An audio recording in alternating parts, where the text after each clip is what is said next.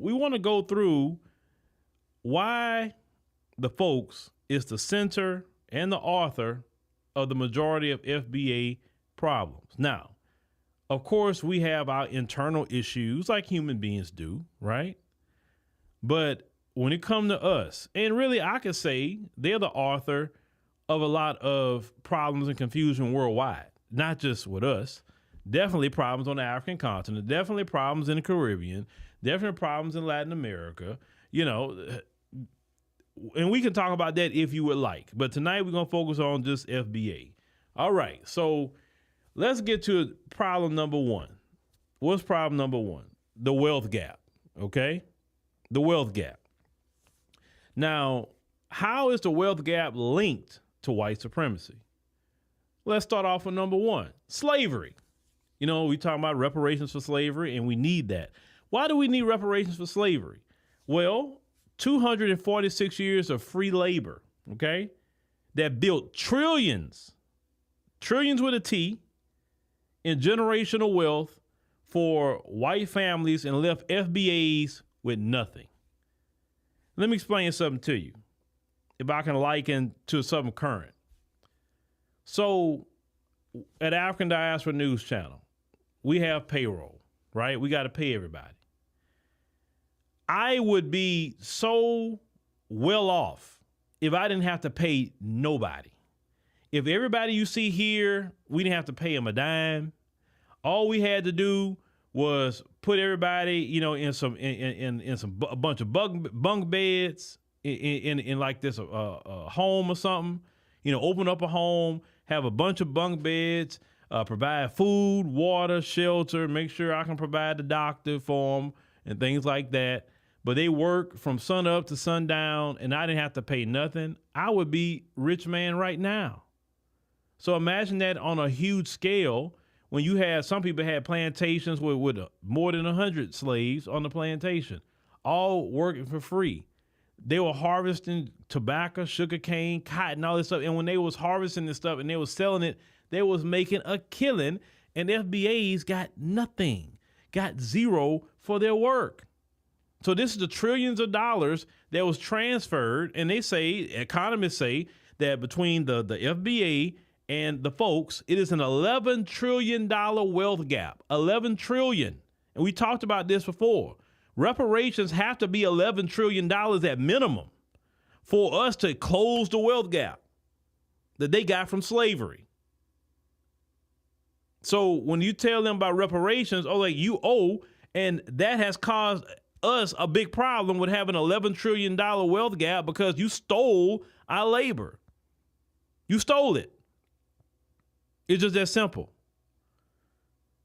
Along with that, with money, the Homestead Act of 1862 gave over 270 million acres of free land to white folks and other white immigrants that came here from Europe, and FBAs was excluded. So you got trillions of dollars off of free labor, 270 million acres of free land,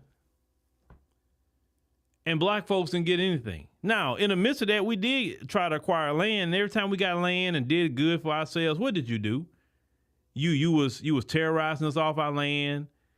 You was running us off our towns, burning down our towns. Every time we had some sort of resilience, you were doing it, stealing our stuff constantly, right? Trying to keep us economically poor. And then you fast forward today and say, why black people don't have this? Why black people? Well, maybe black people got some of them millions of acres of land, and maybe you'd have paid for the labor. Black people wouldn't be in the position that we're in. So yes, it's your fault why FBAs are in the economic conditions that we are in, even though in spite of that, we have still done a lot better than what most people thought that we would do, okay? Now, another thing with money, redlining and housing discrimination. Now, federal programs like the FHA denied home loans to black families, which we know this to be true. This is history. I know you don't like to put this in books because y'all like to rip it out, keeping us from building generational wealth. Black folks was paying taxes and still being denied the FHA program. But the folks, they got to get all that. Right? They even to this day, do you know from the 1960s, our home ownership rate is the same? Even after all the civil rights, even after all the advancements, even after all of that, they have kept us at the same rate of home ownership. That's all done by design, even today. So when they say, why y'all always blame us? Because you are the problem. You're the problem. It ain't us, it's you. It's been you from day one. So when Trump is tearing your system up, when Trump causing chaos, a person like myself that understand the history of this country and I understand how you love your comfort, I'm gonna talk like how we talk about you, your little comfort, right? I love it. I love what Trump is doing. I love the chaos because you're not happy about it. You're not comfortable, and you so focused on your comfort. You got to be so comfortable. We have been uncomfortable from day one, and we still uncomfortable. So if Trump makes you uncomfortable, go ahead, Trump, do whatever you gonna do. Because one thing I know about FBAs, we gonna be all right. We'll survive anything. They're gonna have empty shells. FBAs will be good. We've had plenty of empty shells in our house. We could.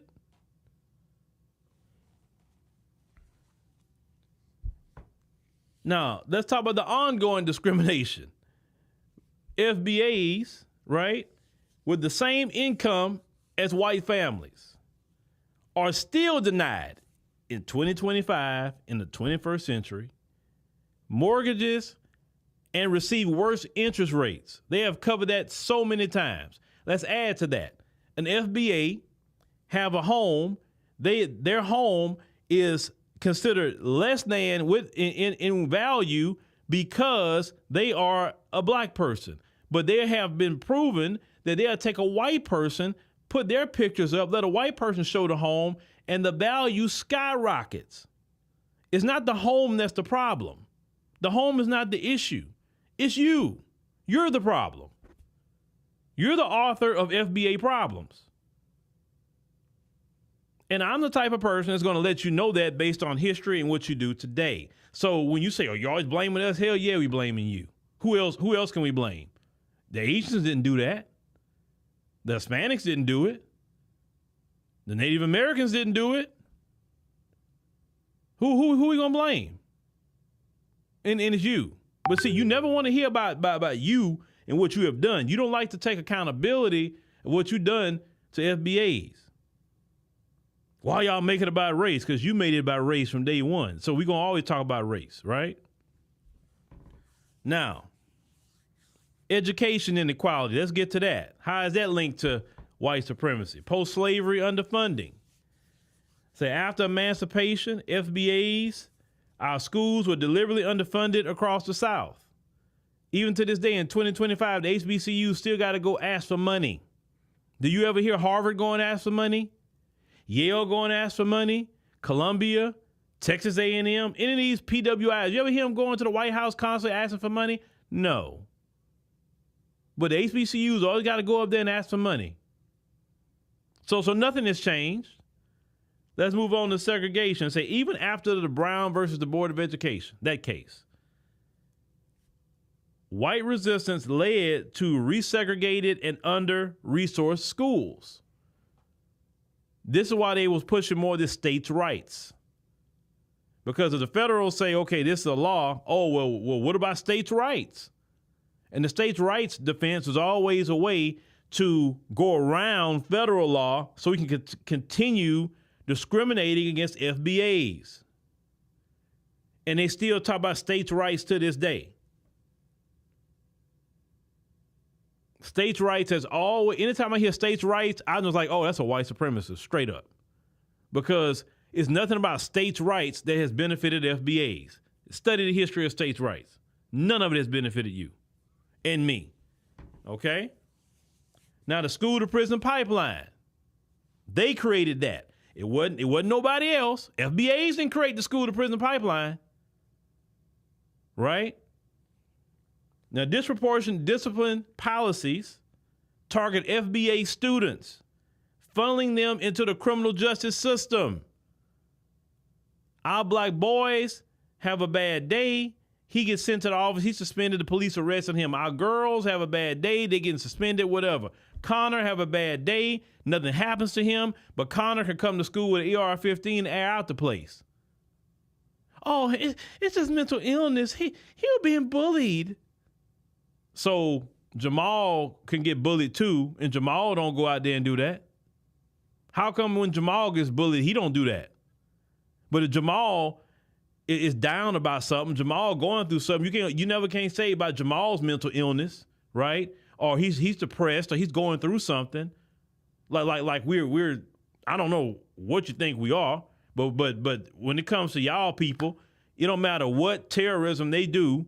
It's just mental illness. I mean, they'll say, okay, well, since we got so many mentally ill people in your community, why don't we take away all those, semi-automatic weapons that you keep wanting to put your hands on? Oh, no, we can't do that.